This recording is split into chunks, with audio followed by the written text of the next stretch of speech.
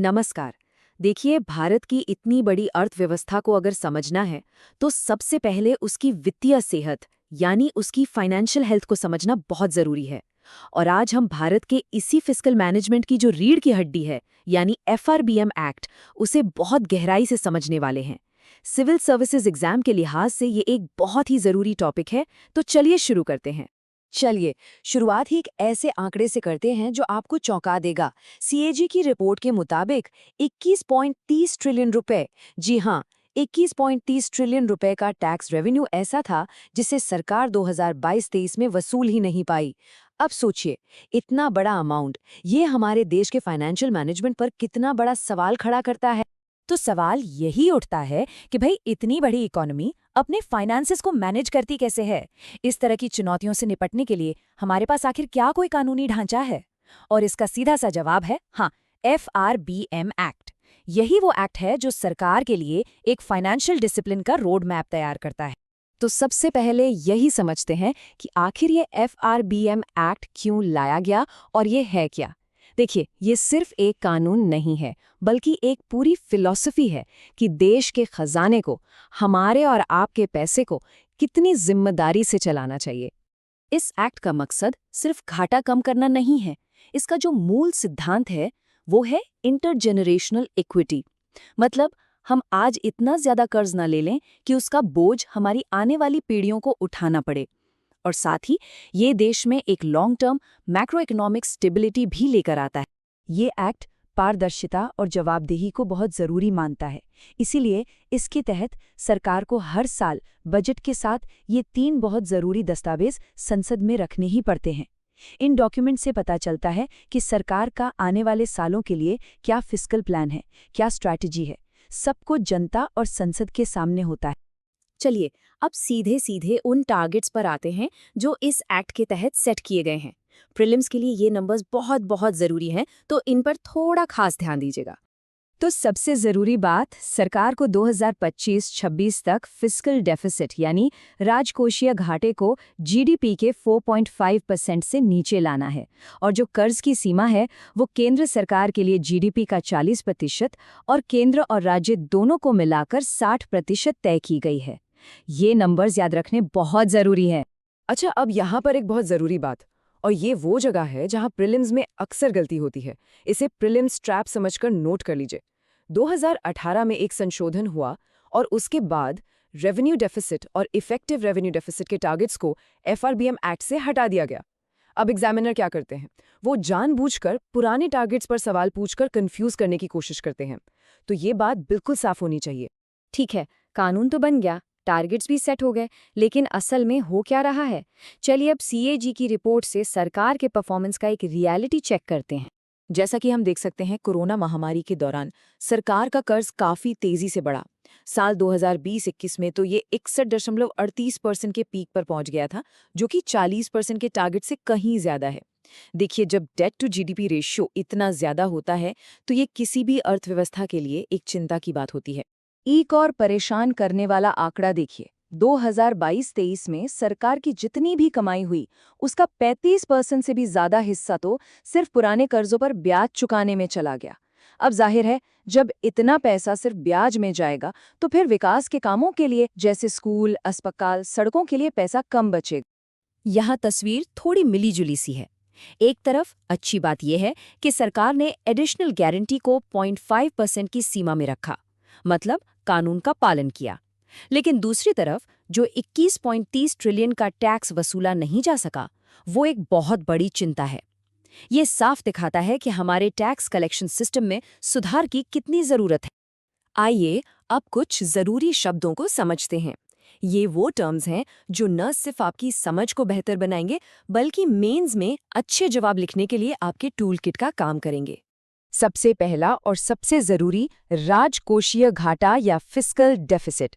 अगर बिल्कुल आसान भाषा में कहें तो ये सरकार की कुल कमाई और कुल खर्च के बीच का अंतर है।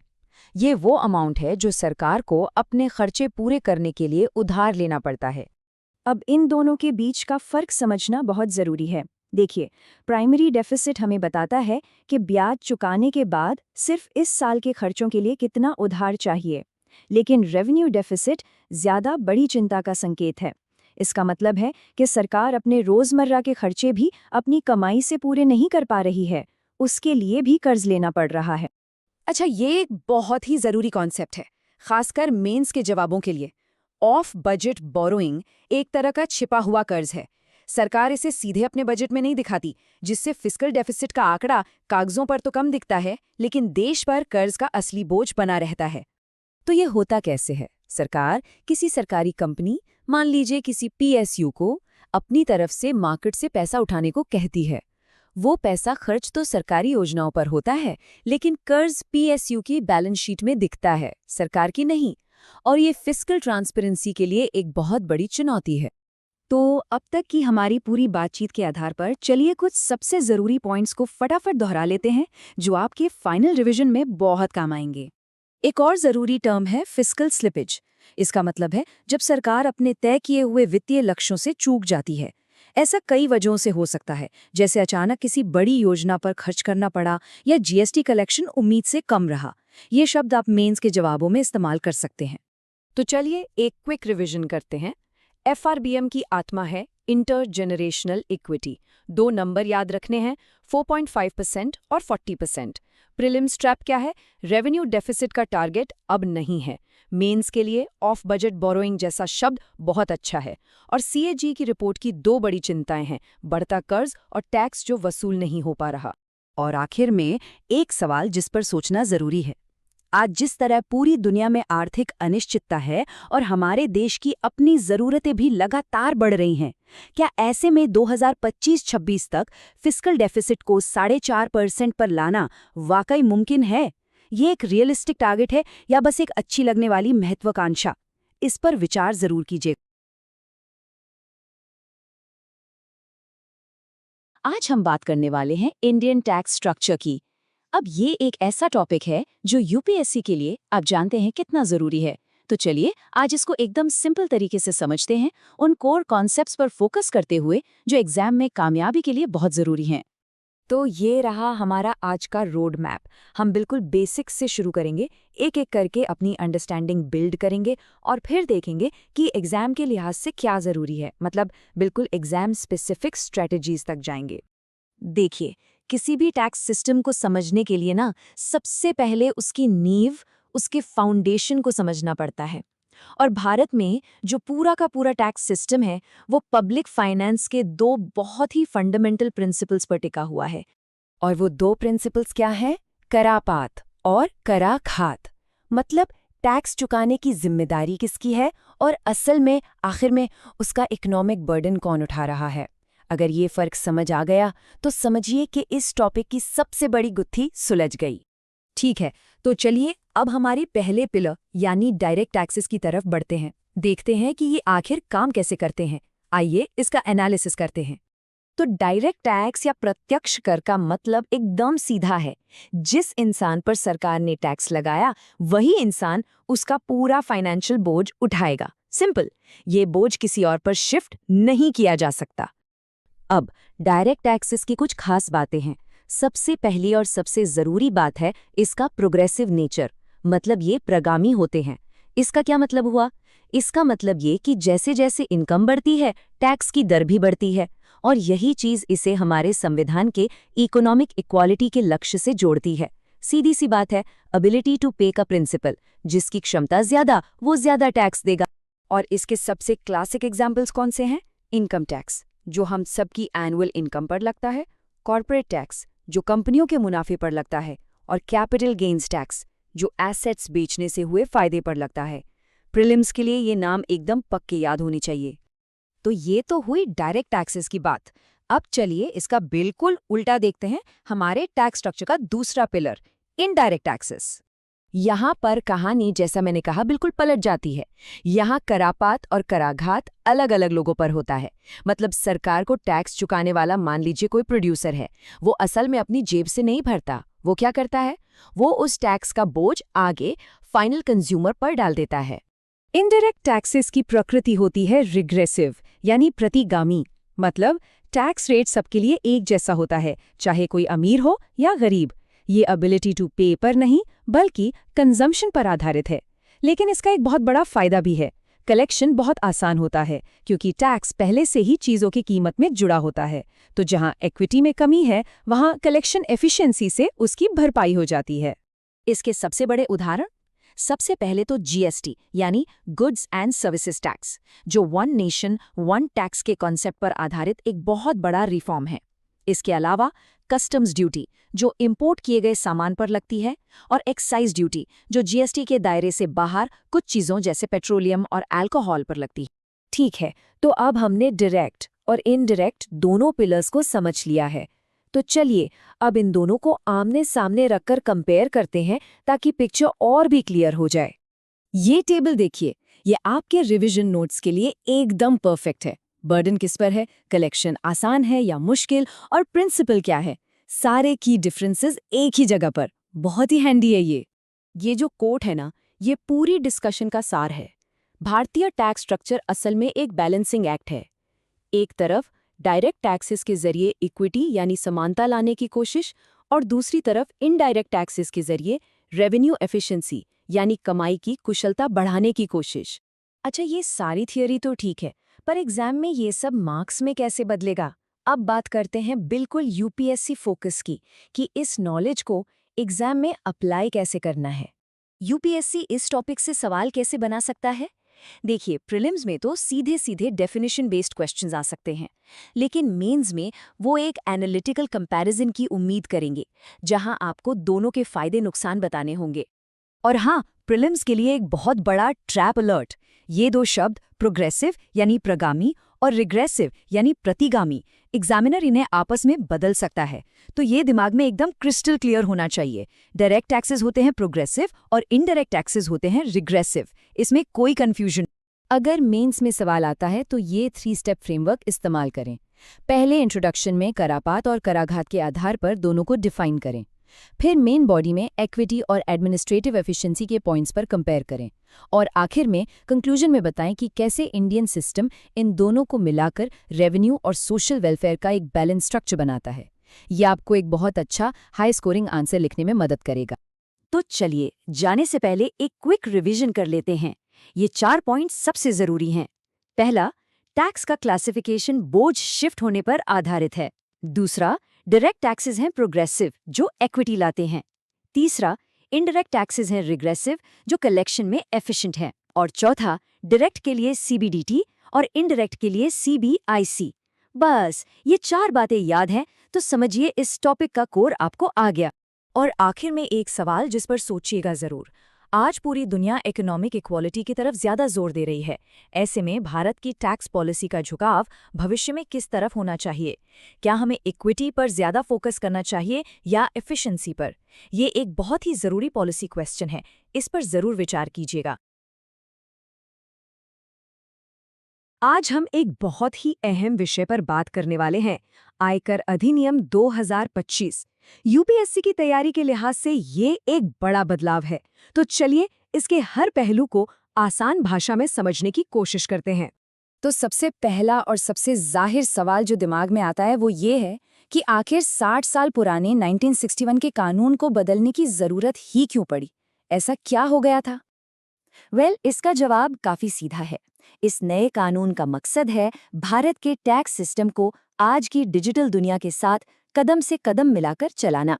ये सिर्फ कोई छोटा मोटा बदलाव नहीं है, बल्कि एक बहुत बड़ा रणनीतिक कदम है, ताकि हमारी टैक्स व्यवस्था मॉडर्न इकोनॉमी के हिसाब से काम कर सके।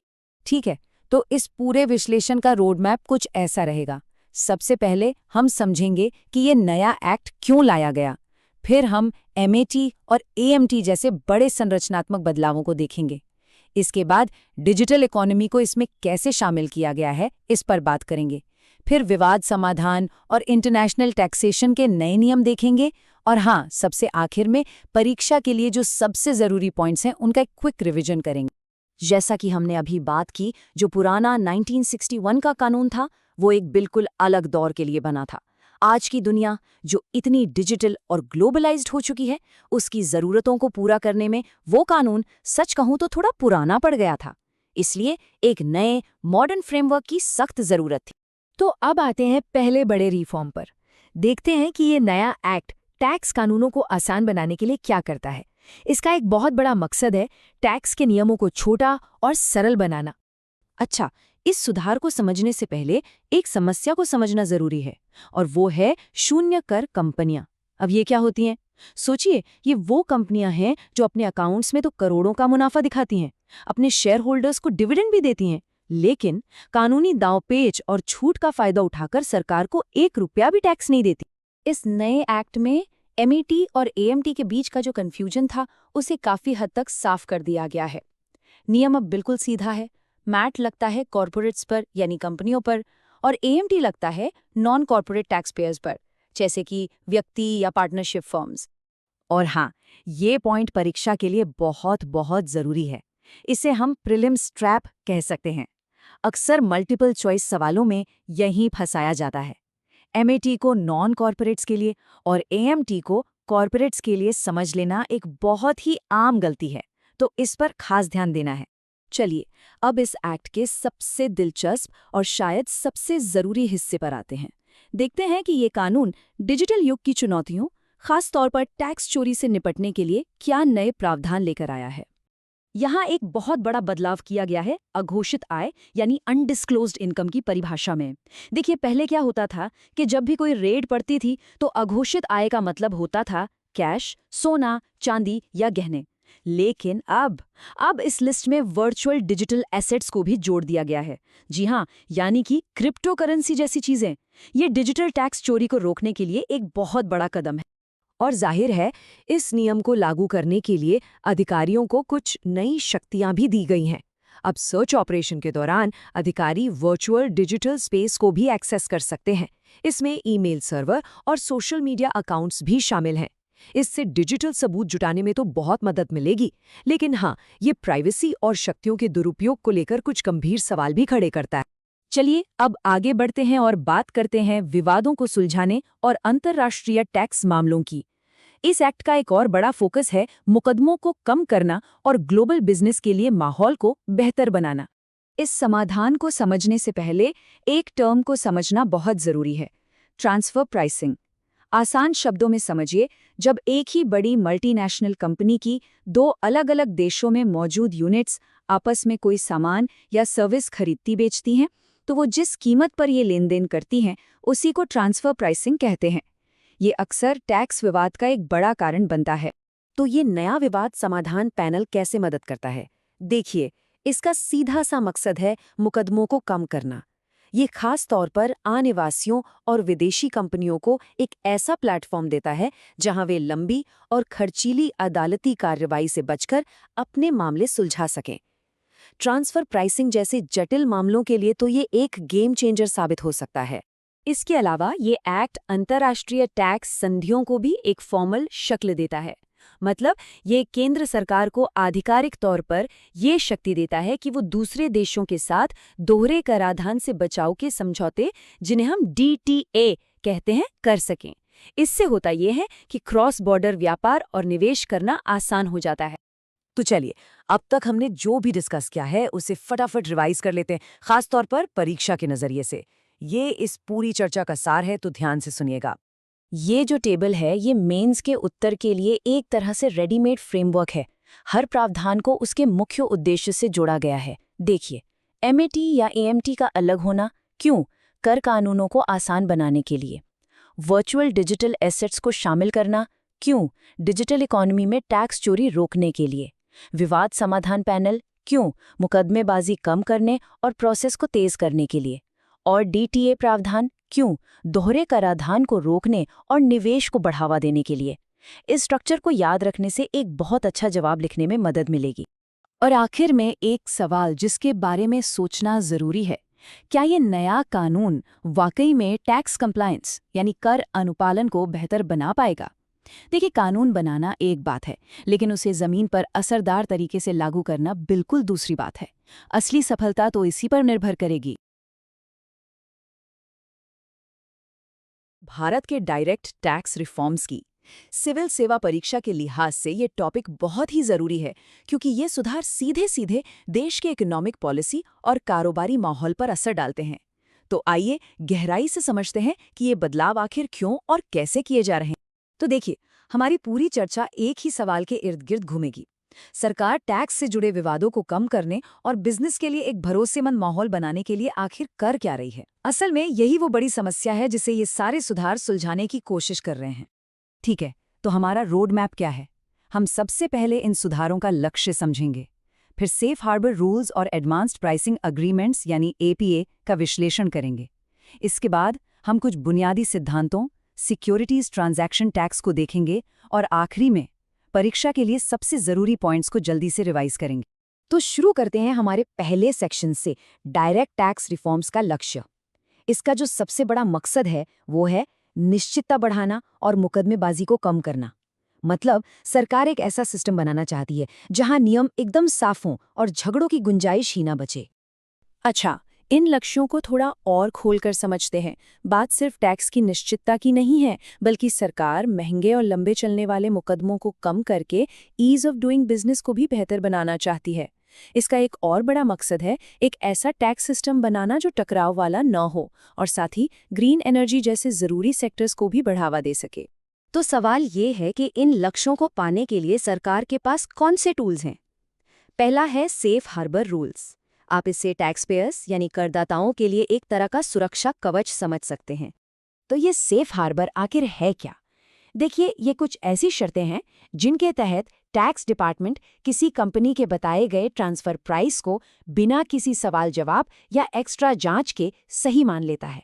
इससे कंपनियों को पहले से ही एक तरह की गारंटी मिल जाती है और भविष्य के विवादों का डर खत्म हो जाता है। और हाल ही में इसमें एक बहुत बड़ा बदलाव हुआ है। सेफ हार्बर रूल्स का फायदा उठाने के लिए जो टर्नओवर लिमिट पहले 200 करोड़ रुपए थी, उसे अब बढ़ाकर 300 करोड़ रुपए कर दिया गया है।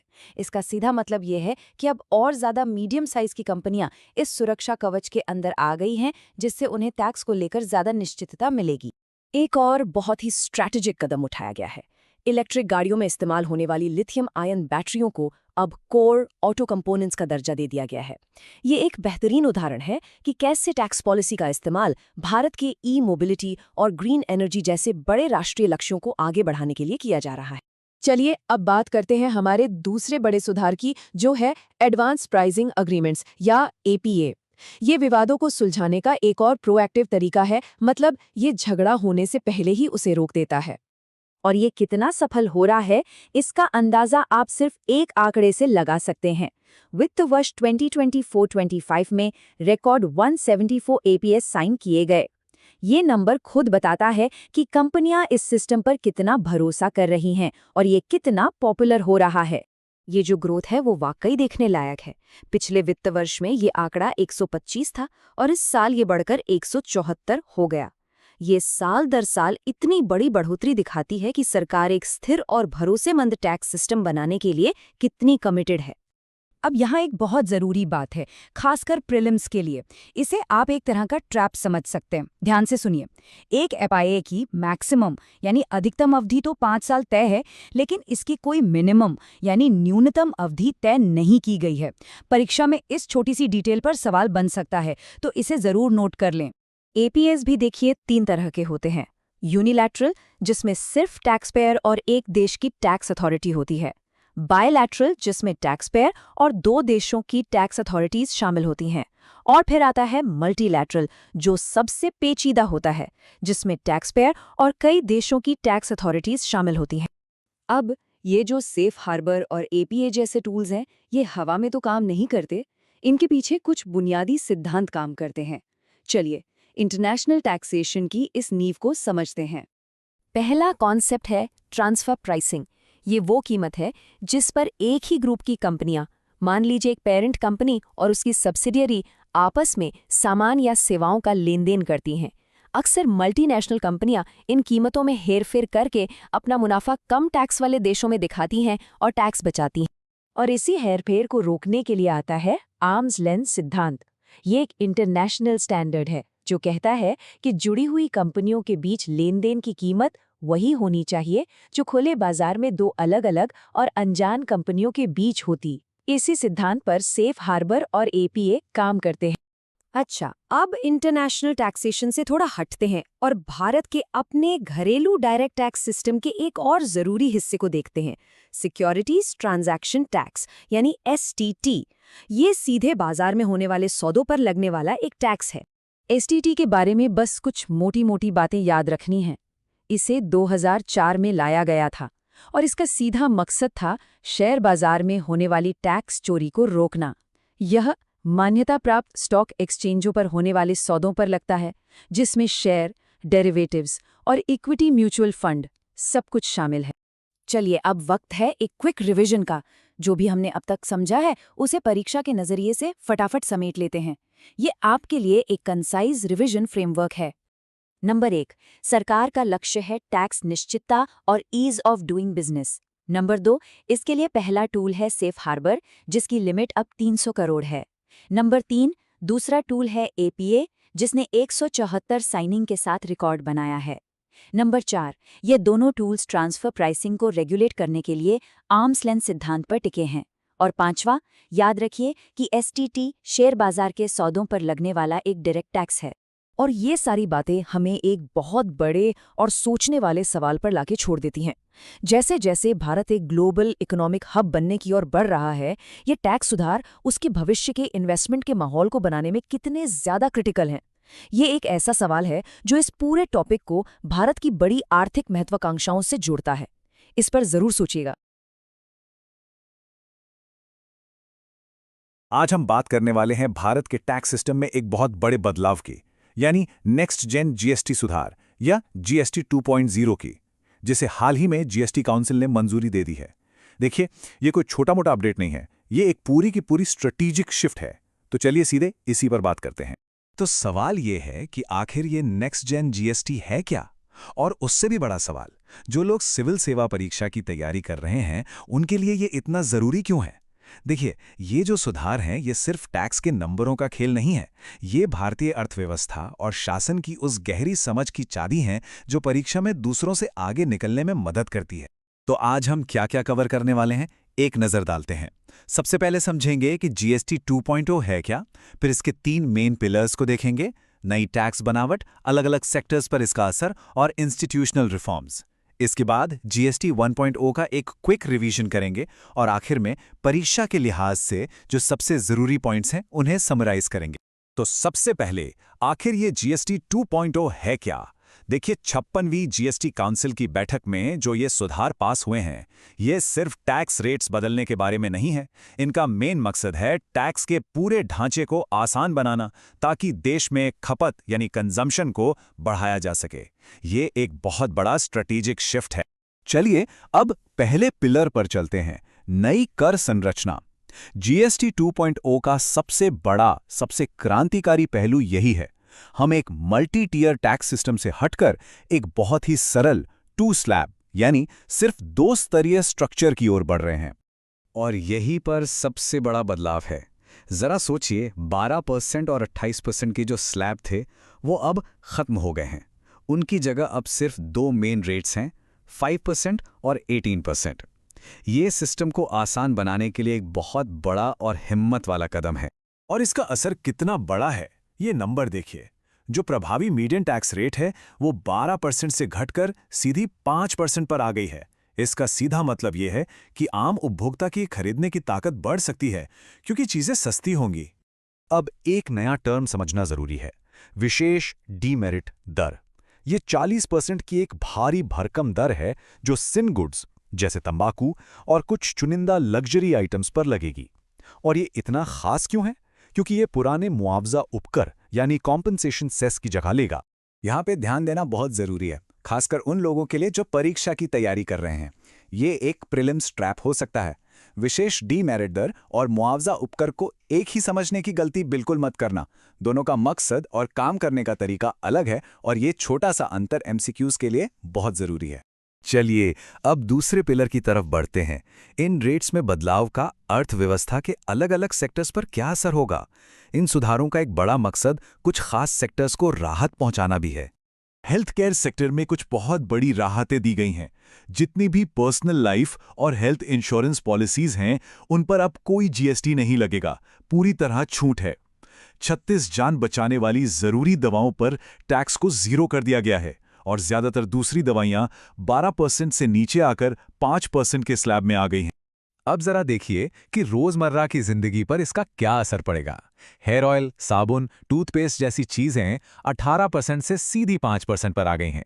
एसी, टीवी जैसी चीजें 28% से 18%, और तो और सीमेंट पर भी टैक्स कम हुआ है, जिससे कंस्ट्रक्शन को बढ़ावा मिल सकता है और महंगाई को कंट्रोल करने में भी मदद मिलेगी। इसी तरह ऑटोमोबाइल सेक्टर को भी एक बूस्ट देने की कोशिश है। कुछ खास तरह की छोटी कारें और 350 सीसी तक की मोटरसाइकिलों पर टैक्स रेट 28% से घटाकर 18% कर दिया गया है। उम्मीद है कि इससे इनकी मांग बढ़ेगी। अब आते हैं तीसरे और आखिरी पिलर पर, जो एडमिनिस्ट्रेटिव चेंजेस यानी प्रशासनिक बदलावों पर फोकस करता है। इन सुधारों का मकसद जीएसटी सिस्टम को और ज़्यादा एफिशिएंट, यूज़र फ्रेंडली बनाना और ईज ऑफ डूइंग बिजनेस को बेहतर करना है। एक बहुत बड़ा इंस्टीट्यूशनल रिफॉर्म है जीएसटी 80 का रोल आउट, यानी जीएसटी अपेलेट ट्रिब्यूनल।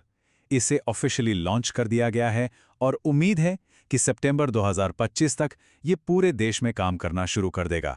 ये टैक्स पेयर्स और सरकार के बीच के विवादों को जल्दी सुलझाने के लिए एक बहुत ज़रूरी संस्था है। रजिस्ट्रेशन का प्रोसेस भी आसान किया जा रहा है। 1 नवंबर 2025 से छोटे और कम जोखिम वाले बिजनेसेस के लिए एक नई ऑटोमेटेड और ऑप्शनल रजिस्ट्रेशन स्कीम शुरू हो जाएगी। इससे छोटे कारोबारियों के लिए कंप्लायंस आसान होगा। अच्छा, ये थोड़ा टेक्निकल है, लेकिन बहुत बहुत इंपॉर्टेंट है, खासकर सर्विस एक्सपोर्टर्स के लिए। प्लेस ऑफ सप्लाई का नियम बदल दिया गया है। पहले नियम था कि टैक्स वहां लगेगा जहां सर्विस देने वाला है। अब नया नियम है कि टैक्स वहां लगेगा जहां सर्विस लेने वाला है। इस एक छोटे से बदलाव से भारतीय सर्विस एक्सपोर्टर्स के लिए एक्सपोर्ट बेनिफिट्स क्लेम करना बहुत आसान हो जाएगा। अब इन नए बदलावों को सही कॉन्टेक्स्ट में रखने के लिए चलिए फटाफट रिवाइज करते हैं कि जीएसटी 1.0 क्या था जो 2017 में लागू हुआ था। तो एक क्विक रिवीजन, जीएसटी 1.0 जो 101वें संविधान संशोधन से आया था, एक लैंडमार्क रिफॉर्म था। इसने 17 अलग अलग टैक्स और 13 सेस को एक में मिला दिया, टैक्स पर टैक्स के असर को खत्म किया और एक देश एक टैक्स की नींव रखी। लेकिन इसकी कई टैक्स रेट्स और जटिलताओं की वजह से चुनौतियां बनी रहीं और इन्हीं चुनौतियों ने जीएसटी 2.0 के लिए रास्ता तैयार किया। चलिए अब आते हैं सबसे जरूरी हिस्से पर, निष्कर्ष और परीक्षा के लिए सारांश। हमने जो कुछ भी डिस्कस किया उसे अब एग्जाम के लिए की टेकअवेज में बदलते हैं। तो प्रीलिम्स के लिए की पॉइंट्स क्या हैं, फटाफट नोट कर लीजिए। नए स्लैब सिर्फ 5% और 18%, नई मीडियन रेट गिरकर 5%, नया टर्म जो याद रखना है 40% की विशेष डीमेरिट दर, नई बॉडी जीएसटी जो सितंबर 2025 तक फुल्ली ऑपरेशनल होगी, और सबसे बड़ी राहतें हेल्थ इंश्योरेंस पर 0 जीएसटी और रोजमर्रा की चीजों पर टैक्स में भारी कमी। और अगर मेंस की बात करें तो वहां सिर्फ फैक्ट से काम नहीं चलेगा, इसका एनालिसिस करना होगा।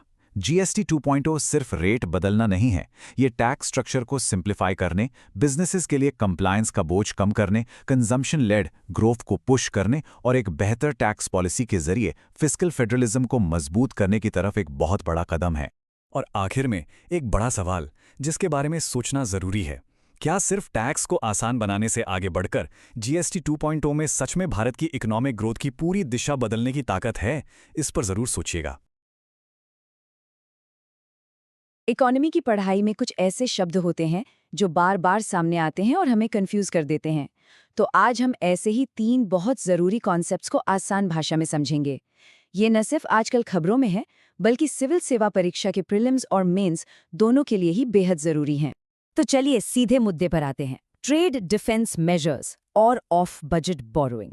सुनने में ये शब्द थोड़े भारी भरकम लगते हैं ना, पर असल में ये इस बात की कहानी बताते हैं कि कोई भी देश अपनी इकोनॉमी को बाहरी झटकों और अंदरूनी वित्तीय दबावों से बचाने के लिए क्या करता है। तो आइए इन शब्दों को मिलकर डिकोड करते हैं। तो आज हम क्या क्या देखने वाले हैं? सबसे पहले समझेंगे एंटी डंपिंग ड्यूटी क्या है, फिर देखेंगे सेफगार्ड ड्यूटी क्या होती है और इन दोनों में आखिर फर्क क्या है। इसके बाद हम ऑफ बजट बोरोइंग के छिपे हुए खेल को समझेंगे और हाँ, आखिर में एग्जाम के लिए एक क्विक रिवीजन भी करेंगे। चलिए पहले टूल से शुरू करते हैं। जरा सोचिए, अगर कोई बाहर का देश बहुत ही सस्ते सामान से हमारे मार्केट को पाट दे, तो यहाँ के जो लोकल उद्योग हैं उनका क्या होगा? वो तो टिक ही नहीं पाएंगे, राइट? बस यहीं पर काम आती है एंटी डंपिंग ड्यूटी। ये एक तरह का हथियार है जो ऐसी ही अनफेयर ट्रेड प्रैक्टिसेस से लड़ता है। तो आखिर ये एंटी डंपिंग ड्यूटी है क्या? देखिए, आसान भाषा में समझें तो ये एक तरह का इंपोर्ट टैक्स है। कोई देश इसे तब लगाता है जब उसे लगता है कि कोई दूसरा देश अपना माल बहुत ही कम, मतलब अनफेयर कीमत पर बेच रहा है। इतनी कम कीमत पर कि उस देश के लोकल प्रोड्यूसर्स को नुकसान होने लगे। अब ये समझना जरूरी है कि डंपिंग होती क्या है। इसका सीधा सा मतलब है कि कोई कंपनी एक ही सामान को अपने देश में मान लीजिए 100 रुपए में बेच रही है, लेकिन वही सामान भारत में 50 रुपए में बेच रही है। इसी को कहते हैं प्राइस डिस्क्रिमिनेशन। अब विश्व व्यापार के नियम यानी गैट के मुताबिक एंटी डंपिंग ड्यूटी लगाने की इजाजत है, लेकिन एक शर्त पर। आपको ये साबित करना होगा कि इस डंपिंग की वजह से आपके घरेलू उद्योगों को सच में भारी नुकसान हो रहा है। ठीक है, ये तो समझ आ गया, लेकिन अब एक और सिचुएशन लेते हैं। मान लीजिए कोई देश सामान सस्ता नहीं बेच रहा, लेकिन अचानक से बहुत ज्यादा मात्रा में, मतलब लार्ज क्वांटिटी में सामान भारत भेजने लगे, तो क्या तब भी एंटी डंपिंग ड्यूटी लगेगी? जवाब है नहीं। उस सिचुएशन के लिए एक अलग टूल है जिसका नाम है सेफगार्ड ड्यूटी। तो सेफगार्ड ड्यूटी तब पिक्चर में आती है जब किसी एक प्रोडक्ट का इंपोर्ट अचानक और बहुत तेजी से बढ़ जाता है। इतना ज्यादा बढ़ जाता है कि देश के अपने उद्योग बर्बादी की कगार पर आ जाते हैं। तो ऐसी इमरजेंसी सिचुएशन में घरेलू इंडस्ट्री को बचाने के लिए सरकार ये एक टेम्पररी कदम उठाती है। इसकी 3 सबसे जरूरी बातें हैं जो हमें याद रखनी है। पहली, इसका मकसद है घरेलू इंडस्ट्री को एक लेवल प्लेइंग फील्ड देना। दूसरी, ये किसी एक देश को टारगेट नहीं करती। ये MFN यानी मोस्ट फेवर्ड नेशन के सिद्धांत पर काम करती है। मतलब अगर ये ड्यूटी लगेगी तो उस प्रोडक्ट को एक्सपोर्ट करने वाले सभी देशों पर बराबर लगेगी। और तीसरी और सबसे जरूरी बात, ये एक अस्थायी उपाय है, आमतौर पर 4 साल के लिए। तो अब आता है $1 मिलियन क्वेश्चन, इन दोनों में आखिर फर्क क्या है? और ये बात एग्जाम के लिए बहुत बहुत इंपॉर्टेंट है। देखिए, एंटी डंपिंग ड्यूटी का लेना देना अनुचित कीमत यानी अनफेयर प्राइस से है, जबकि सेफगार्ड ड्यूटी का लेना देना इंपोर्ट की अचानक बड़ी मात्रा यानी वॉल्यूम सर्ज से है। एक किसी खास देश पर लग सकती है, जबकि दूसरी आमतौर पर सभी देशों पर एक साथ लागू होती है। और यहीं पर UPSC आपको फंसा सकता है। ये एक क्लासिक प्रीलिम्स ट्रैप है, इसे एकदम दिमाग में बैठा लीजिए। एंटी डंपिंग मतलब प्राइस, सेफगार्ड मतलब वॉल्यूम। एक अनफेयर ट्रेड के खिलाफ है, जबकि दूसरा फेयर ट्रेड के बावजूद होने वाले नुकसान से बचाने के लिए है। बस ये छोटा सा फर्क याद रखना है। तो ये तो हुई व्यापार और बाहर से आने वाले आर्थिक खतरों की बात। अब जरा देश के अंदर चलते हैं और सरकार के खजाने की दुनिया में झांकते हैं और बात करते हैं सरकार के उन खर्चों की जो सीधे सीधे बजट की किताबों में नजर नहीं आते। हमारा अगला टॉपिक है ऑफ बजट बोरोइंग। इसका नाम ही काफी कुछ बता देता है। ऑफ बजट यानी जो बजट से बाहर हो। ये वो कर्ज है जो होता तो सरकार का ही है, लेकिन इसे देश के सालाना बजट में नहीं दिखाया जाता। और क्योंकि ये बजट में नहीं है, तो देश का जो फिस्कल डेफिसिट यानी राजकोषीय घाटा दिखाया जाता है, उसमें भी ये नजर नहीं आता। तो सवाल ये है कि ये काम करता कैसे है? देखिए, सरकार सीधे खुद कर्ज नहीं लेती। वो अपनी किसी सरकारी कंपनी यानी PSU को कहती है कि तुम बाजार से पैसा उठाओ। पैसा तो सरकारी योजनाओं पर ही खर्च होता है, लेकिन कागजों पर वो कर्ज सरकार का नहीं बल्कि उस PSU का दिखता है। लेकिन ट्विस्ट यहाँ है, भले ही लोन PSU के नाम पर हो, उसे चुकाने की आखिरी गारंटी और जिम्मेदारी सरकार की ही होती है। और बस यहीं से सारी समस्या शुरू होती है। आलोचक कहते हैं कि ये तरीका सरकार पर जो असली कर्ज का बोझ है उसे छुपाने जैसा है। इससे ट्रांसपेरेंसी यानी पारदर्शिता कम हो जाती है। देश की आर्थिक सेहत जितनी अच्छी दिखती है, शायद उतनी होती नहीं, और लंबे समय में ये देश की वित्तीय स्थिरता के लिए एक बड़ा खतरा बन सकता है। चलिए, अब तक हमने जो कुछ भी समझा है उसे परीक्षा के नजरिए से फटाफट रिवाइज कर लेते हैं। ये सारे पॉइंट्स आपकी फिंगर टिप्स पर होने चाहिए। तो एक लाइन में कहे तो एंटी डंपिंग ड्यूटी लगती है अनफेयर प्राइस के खिलाफ, सेफगार्ड ड्यूटी लगती है अचानक बड़ी मात्रा यानी वॉल्यूम सर्ज के खिलाफ, और ऑफ बजट बोरोइंग ये एक तरीका है खर्चों को पूरा करने का, लेकिन इसकी सबसे बड़ी दिक्कत है पारदर्शिता की कमी और छुपा हुआ कर्ज। ये तीनों के बीच का फर्क एकदम साफ होना चाहिए। और अब जाते जाते आपके लिए एक सवाल, किसी भी देश के लंबे समय तक विकास के लिए ज्यादा जरूरी क्या है? फिस्कल ट्रांसपेरेंसी यानी हर एक रुपए का हिसाब किताब एकदम साफ सुथरा हो, या फिर पॉलिसी फ्लेक्सिबिलिटी, यानी सरकार के पास जरूरत पड़ने पर ऑफ बजट जैसे रास्ते अपनाने की छूट हो। ये एक बहुत बड़ी डिबेट है, इस पर जरूर सोचिएगा।